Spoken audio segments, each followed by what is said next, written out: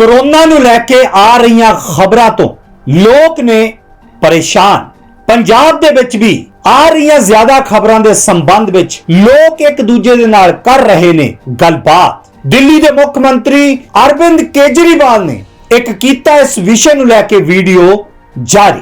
ਸਤਿ ਸ੍ਰੀ ਅਕਾਲ, ਮੈਂ ਸੋਮ ਸਹੋਤਾ, ਤੁਸੀਂ ਵੇਖ ਰਹੇ ਹੋ ਏਵਨ ਪੰਜਾਬੀ ਟੀਵੀ। ਦੋਸਤੋ, ਕੋਰੋਨਾ ਦਾ ਜ਼ਿਕਰ ਆਉਂਦੇ ਹੀ ਸੱਚਮੁੱਚ ਸਾਨੂੰ ਉਹ ਖਾਲੀ ਸੜਕਾਂ ਚਾਰੇ ਪਾਸੇ ਸੁੰਨਮਸਾਨ, ਕੋਈ ਵੀ ਘਰੋਂ ਬਾਹਰ ਨਹੀਂ ਸੀ ਨਿਕਲਦਾ, ਮੁਹੱਲਿਆਂ ਦੇ ਵਿੱਚ ਚੁੱਪ, ਮਤਲਬ ਪੂਰੀ ਤਰ੍ਹਾਂ ਜਿਹੜਾ ਆਪਾਂ ਲੋਕ ਘਰਾਂ ਦੇ ਵਿੱਚ ਕੈਦ ਹੋ ਕੇ ਇਸ ਕੋਰੋਨਾ ਦੇ ਨਾਲ ਲੜਨ ਦੀ ਕੋਸ਼ਿਸ਼ ਕਰਦੇ ਰਹੇ। ਸਰਕਾਰਾਂ ਨੇ ਵੀ ਆਪਣਾ ਸਾਥ ਦਿੱਤਾ ਹੈ और बहुत सारिया समाज सेवी संस्थावां ने भी घर घर आके लोगों को राशन दिता है, दवाइयां दित्तियां, मतलब जिन्ना वो कर सकते हैं उन्होंने किया है। लेकिन दोस्तों, इन्हां दिनां दे विच फिर खबरां आ रही ने कि कोरोना के केसिस आ रहे ने। कोरोना महामारी नूं लैके अलग अलग स्टेट जिहड़ी है उन्हां वालों वीडियो जारी किया जा रहा है और मुख मंत्री साहब दे भी बयान आउंदे ने।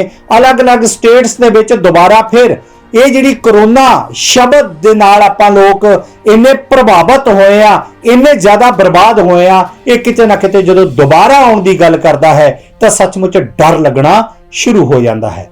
ਦਿੱਲੀ ਦੇ ਮੁੱਖ ਮੰਤਰੀ ਅਰਵਿੰਦ ਕੇਜਰੀਵਾਲ ਨੇ ਇੱਕ ਵੀਡੀਓ ਜਾਰੀ ਕੀਤਾ ਹੈ। ਉਸ ਵੀਡੀਓ ਦੇ ਵਿੱਚ ਉਹਨਾਂ ਨੇ ਕਿਸ ਗੱਲ ਦਾ ਜ਼ਿਕਰ ਕੀਤਾ ਹੈ ਔਰ ਕਿੱਥੇ ਲਾਕਡਾਊਨ ਦੀ ਗੱਲਬਾਤ ਕੀਤੀ ਹੈ, आओ ਵੇਖਦੇ ਹਾਂ ਪੂਰੇ ਦਾ ਪੂਰਾ वीडियो। कोरोना के कुछ केसेस बढ़ रहे हैं, उसके ऊपर आज कल हमारे स्वास्थ्य मंत्री सौरभ जी ने मीटिंग ली थी पूरे स्वास्थ्य मंत्रालय की सभी एक्सपर्ट्स की। आज मैंने उसके ऊपर मीटिंग ली। पूरे देश भर का अगर हम देखें तो सेंट्रल गवर्नमेंट ने लगभग 2 हफ्ते पहले 6 स्टेट्स आइडेंटिफाई किए थे जिसमें कोरोना ज़्यादा बढ़ रहा है। वो थे गुजरात, महाराष्ट्र, केरला, कर्नाटका, तमिलनाडु और तेलंगाना। उसमें दिल्ली नहीं था। तो उन 6 स्टेट्स में कोरोना ज़्यादा बढ़ रहा है, उनको स्पेशल हिदायतें दी गई थी, भाई आप थोड़ा सा ध्यान रखिए। लेकिन हमने अपनी तरफ से, क्योंकि दिल्ली में अगर हम देखें तो 15 मार्च को लगभग 42 केस थे जो डेली केसेस आते हैं, ये बढ़ के 15 दिन के अंदर 30 मार्च को 295 केस हो गए। तो ये सडन जंप जो है, ये थोड़ा सा पहले ही हमने इसको समझने की कोशिश की है कि ये क्यों बढ़ रहा है।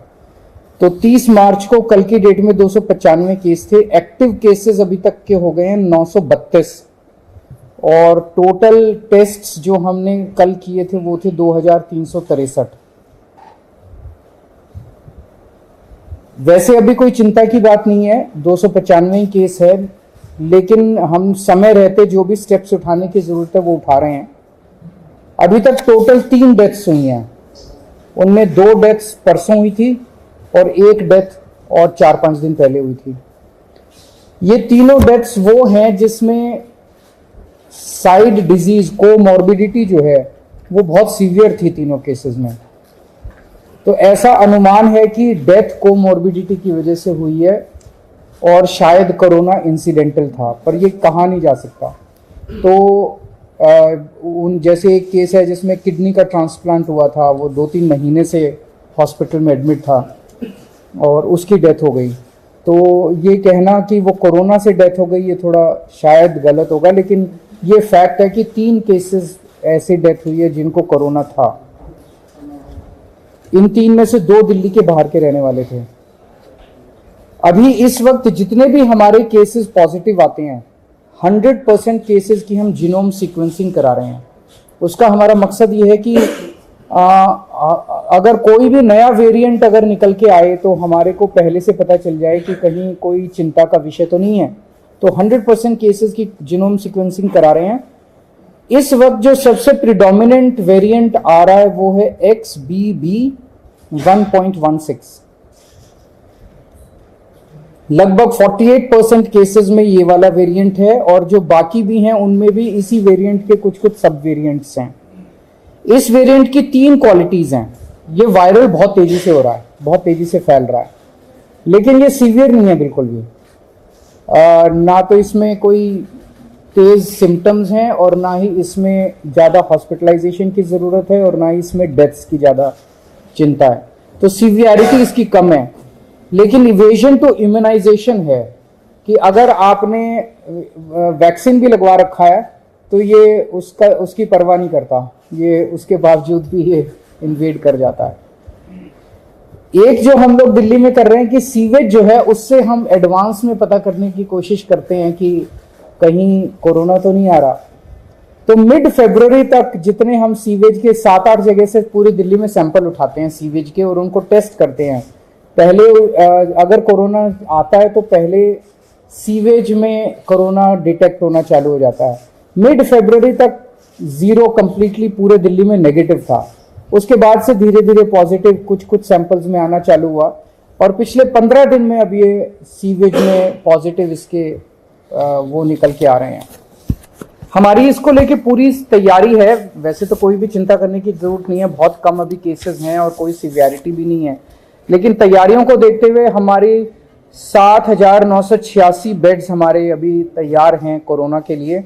इसमें ऑक्सीजन वाले बेड्स भी हैं, इसमें वेंटिलेटर बेड्स भी हैं, इसमें आईसीयू भी हैं। 7,986 बेड्स हैं जिसमें से 66 बेड्स केवल ऑक्यूपाइड है। 66 आरटीपीसीआर के टेस्ट करने की हमारे पास सफिशिएंट क्षमता है। लगभग 4,000 टेस्ट हम सरकारी लैब्स में करने के लिए हमारे पास क्षमता है और प्राइवेट लैब्स में तो 1 लाख से ज्यादा टेस्ट पर डे करने की क्षमता है। वैक्सीन भी बहुत अच्छा परफॉर्मेंस अभी तक रहा, नेशनल एवरेज से ज्यादा अच्छा रहा। 18+ की कैटेगरी में तो लगभग सबको वैक्सीन लग चुकी है और 18 से निचली उसमें आए तो फर्स्ट डोज सबको लग चुकी है, सेकेंड डोज भी 85% के लगभग लोगों को लग चुकी है। हमारे पास सफिशिएंट एम्बुलेंस है, सफिशिएंट ऑक्सीजन अवेलेबल है, सफिशिएंट ऑक्सीजन स्टोरेज की कैपेसिटी है। 26 मार्च को हम लोगों ने 38 सरकारी दिल्ली सरकार के हॉस्पिटल्स की खुद ब खुद एक मॉक ड्रिल की थी कि बाई चांस अगर हो जाए तो, और इसमें जितने मान लीजिए कोई इक्विपमेंट काम नहीं कर रहा था, ऑक्सीजन वाले अवेलेबल है नहीं है, वैक्सीनेशन, सारी चीजों की एक से ट्रायल करके देखा था कि सारी चीजें काम कर रही है कि नहीं कर रही। अब केंद्र सरकार के निर्देश आए हैं, 10 और 11 अप्रैल को एक बारी सारे सरकारी और प्राइवेट हॉस्पिटल्स की मॉक ड्रिल की जाएगी। इसके ऊपर दिल्ली सरकार एक कैंपेन चलाएगी। अब एक मीडिया कैंपेन चलाया जाएगा लोगों को कोरोना के बारे में जागरूक करने के लिए और एहतियात बरतने के लिए कि कोविड अप्रोप्रिएट बिहेवियर फॉलो किया जाए। एयरपोर्ट के ऊपर 2% के लगभग पैसेंजर्स को रैंडम टेस्टिंग की जा रही है और जितने भी दिल्ली सरकार के हॉस्पिटल्स हैं सबको बोल दिया गया है कि आइसोलेशन वार्ड्स कोरोना पेशेंट्स के लिए रखे हैं। कहीं ऐसा ना हो कि किसी को बहुत सीरियस, मान लिया आईएलबीएस में किसी को किडनी ट्रांसप्लांट हुआ, उसको कोरोना हो गया, अब उसको कोरोना वाले हॉस्पिटल में नहीं ले जाएंगे हम, वहीं पे अगर आइसोलेशन बेड होगा तो वहीं पे उसको एक अलग वार्ड में कर देंगे, तो उसका कोरोना का किडनी का भी ट्रीटमेंट होता रहेगा और उसका कोरोना। तो हर अस्पताल के अंदर एक आइसोलेशन वार्ड की तैयारी की गई है। जितने सारी केसेस हैं एक्यूट रेस्पिरेटरी डिजीज वाले, उनमें जैसे ही मरीज एंटर करता है हॉस्पिटल में उसको तुरंत मास्क दे दिया जाता है। उनको 100% उनके टेस्ट किए जा रहे हैं और जितने इन्फ्लुएंजा वाले लाइक सिम्टम्स वाले पेशेंट्स हैं उनको 5% उनके रैंडम टेस्ट किए जा रहे हैं। तो ओवरऑल दिल्ली में लोगों को घबराने की जरूरत नहीं है। सरकार पूरी तरह से नजर रखे हुए है और सरकार पूरी तरह से किसी भी इवेंचुअलिटी को फेस करने के लिए तैयार है। सर बूस्टर डोज का क्या स्टेटस है? क्योंकि हमने देखा था कि जब कोविड था तो बहुत सारे लोग बूस्टर लगवाए थे, लेकिन अब बहुत कम हो गए के लोग ही जाते हैं बूस्टर डोज। इसका क्या स्टेटस है? सर बूस्टर डोज अब नो लॉन्गर एजुकेटेड और अब जो है नहीं लगाई जाती। अभी मास्क की जरूरत, हम जितने भी जिनको भी सारी पेशेंट्स हैं जो कि इन्फ्लुएंजा लाइक सिम्टम्स हैं, इस तरह की सांस की बीमारियां, उनको हम सबको वो कहेंगे कि आप मास्क लगा के रखिए। लेकिन अभी केंद्र सरकार की तरफ से कोई गाइडलाइन नहीं है और जैसे जैसे केंद्र सरकार गाइड करेगी हम उस पर स्टेप्स लेंगे। स्कूलों का सेशन शुरू होने वाला है, क्या स्कूल बच्चों के लिए एहतियात की जरूरत?